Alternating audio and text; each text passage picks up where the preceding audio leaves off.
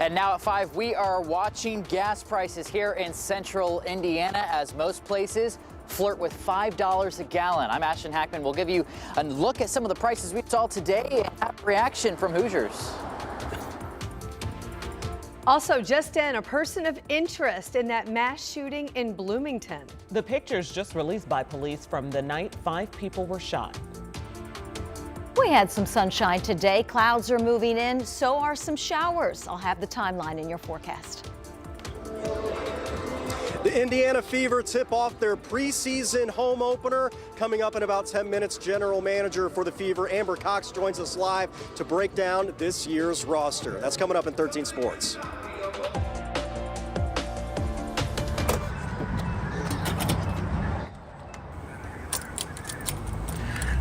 Normal sounds, but now has new meaning. That's the sound of big money being spent right now.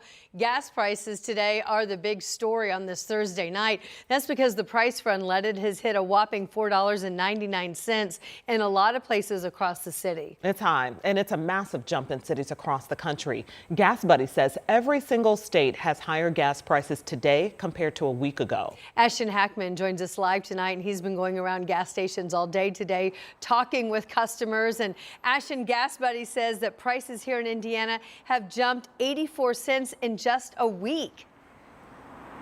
Yeah, takes your breath away, don't it? That is the largest increase anywhere in the country, single week. That is, we've been traveling around Indianapolis, and most places, like here in Speedway, are flirting with $5 a gallon, $4.99 at the Speedway across from the Speedway. That pretty much is the norm that we saw this morning. We started here with gallons at about $4.79 in some spots. Then we moved our way north to the north side of Indianapolis, where we saw places actually below $4. That was before a midday change. There was one spot that we saw at $3.99 at Walmart. We saw plenty of people lined up ready to fill up their tanks. And there was actually a spot on the far west side, $3.89. Plenty of people filling up there. And then it immediately changed to like $4.49. So everywhere is starting to get closer to the Indiana average of $4.40 a gallon for unleaded. One man we talked to today in Speedway, he had an explanation for why he thinks the gas is so much. It certainly seems to be what's going on with the Iran war and the closure of the Strait of Hormuz, and there doesn't really seem to be any plan to deal with it. So $4.30 a gallon is the national average. Indiana, we are above that, sitting at $4.40. We are at that here in Indianapolis as well. So if you need to head to the pumps to fill up your gas tank, you might want to brace yourselves for higher than what you were paying at this time last week. A lot of people telling us they're either going to conserve their fuel or they're going to fill up in doses. Some people filling up to about $100 to fill up their entire tank. Anne-Marie and Felicia. Oh my gosh, I know we were just talking with a coworker who says, well, I'm trying to go $10 at a time to make it to payday. For a lot of people, that's coming up tomorrow. Yeah. All right. Stay at home. Got it, Ashton. Yeah. We appreciate it. And just as Ashton explained, some drivers are finding gas prices close to $5. And that comes after a bit of relief at the pump last week. So the question here, what happened? Why are gas prices even higher now than when the conflict in Iran began? Well, peace talks are not going as planned, and the markets are taking notice. The Strait of Hormuz remains closed. That's the narrow waterway we've been talking about that handles about 20% of the world's oil supply. Even if the Strait of Hormuz would open tonight, this would take months before this would really cause lower energy prices. And I see rather the opposite. Now, the economics professor here says in addition to paying more for gas, he expects those costs to drive up food and fertilizer prices. A new at 5, Bloomington police just released photos of a person of interest in a shooting on Kirkwood Avenue that sent 5 people to the hospital on Little 500 weekend. Police need help identifying the man in these photos wearing a backpack and necklace. So far, investigators have not said what role he may have played in the shooting, but They tell us the backpack he was wearing is similar to the one that you see right here on your screen. Police believe a fight broke out between two women near the front of Five Guys just after midnight Sunday. Anyone with info is asked to call Bloomington police immediately. The owner of a daycare in Brownsburg on the west side of Indianapolis, we learn now, will spend 2 years in prison and serve 180 days probation. She's changed her plea to guilty today. She was charged with failing to report crimes against children. And we want to show you Nancy Minton. She is the owner of Main Street University for Kids. And the video we have is from inside the courtroom today. The hearing wrapped up in less than 45 minutes ago, I should say. Last year, a worker at the daycare named Gabriel Garner, he was charged with 48 charges of sex crimes against children. Minton and the daycare director, Jennifer Lingbeck, were also charged with obstruction and failure to report. Minton was taken into custody today after the hearing concluded.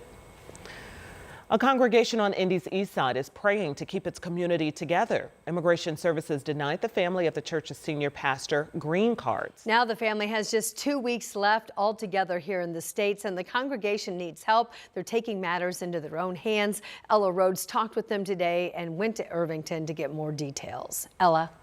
The congregation here at Irvington United Methodist Church, along with several other people in the community, started writing letters to state leaders on behalf of Pastor Sunil Khatan's family, so Immigration Services could reconsider the family's green card applications. This is a template of the letter people sent to state leaders, hoping they can help the Kotian family. Kotian moved from India to the States in 2018 to attend Christian Theological Seminary on a student visa. He then started work in Indy as a pastor on a religious visa, and his family moved to join him after COVID. His wife and 2 of his children found out earlier this month that Immigration Services denied their green card applications, making May 16th their last day altogether. Kotian says they feel a constant roller coaster of emotions, but their faith remains stronger than ever.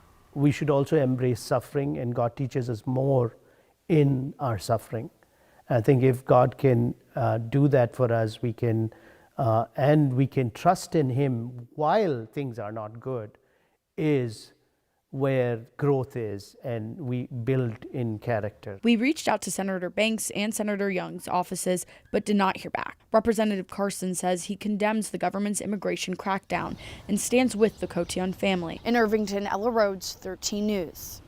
Thank you, Ella. As of now, the entire Kotian family's last day together is 4 days before the youngest daughter's high school graduation. Immigration Services still processing her application.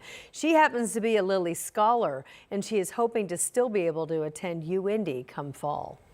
Angela? Anne-Marie, lots of sunshine earlier today. Clouds are building as expected. This is a live view in Connorsville. Morse Reservoir, you can see some thicker clouds also at the Country Club of Indianapolis. No rain yet. Temperatures are running a few degrees cooler from this time yesterday. We're in the upper 50s and low 60s across central Indiana, but I want to point out the 40s in Chicago and Milwaukee. There is another cold front coming, and along and ahead of that front, there are some showers moving back into Chicago and the northern sections of Illinois. This will move our way over the next several hours, increasing rain threat tonight through early tomorrow. I'll walk you through the local timeline in that Friday forecast. Thank you, Angela. The USDA moving a lot of their offices now out of D.C. And one of them will now move to Indianapolis. Today, the federal agency announced that it will move its SNAP offices here. It's one of 16 programs that are moving out of the nation's capital. No word yet here in Indianapolis where it will move to or the timing of when. We'll keep an idea and keep an eye on it for you. And tonight, our beloved Fever, they are getting ready to tip off in their preseason home opener. Yeah, first chance to see this new team, this new squad put together for the new season with this preseason game. They're squaring off hosting the Wings from Dallas tonight. Eli Gain is at the Gainbridge Fieldhouse tonight, and Caitlin Clark is back to start the season. So excited about that, but not tonight, huh?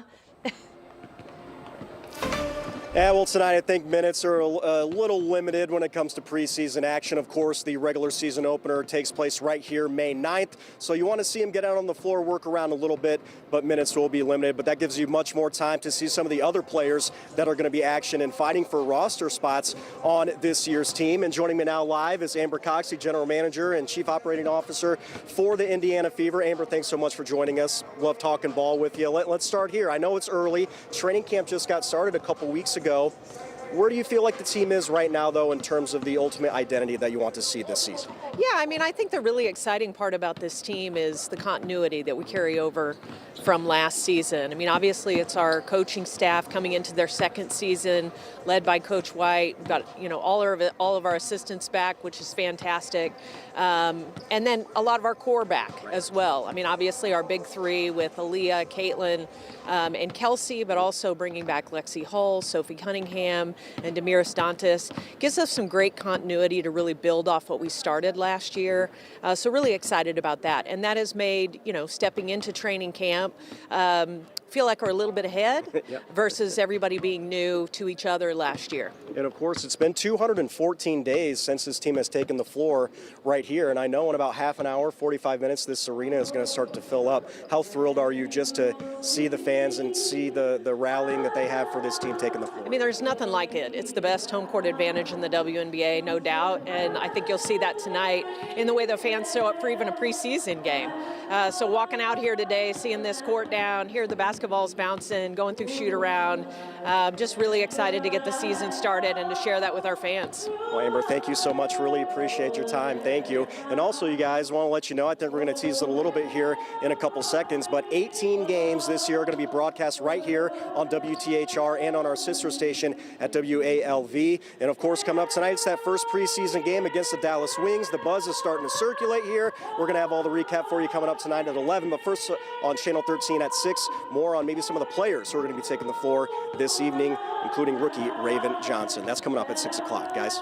All right, thanks. We're just hours away from tip-off, and you can hear they're practicing the national anthem there. So it's good. So they got great pipes behind you there, Eli. Yeah, thanks, Eli. She does. Looking forward to seeing this new roster. Yes, absolutely. Well, our news continues tonight, and we're looking at something in parents are important for them, childcare. And boy, oh boy, when you look into it, it's expensive. The relief, though, coming soon for low-income families. That's ahead at 5:30. First at 5, shutdown ends. The bill signed into law after 75 days of uncertainty. And coming up in the 7-day, we will look ahead to a cool weather pattern and some rain chances in your forecast.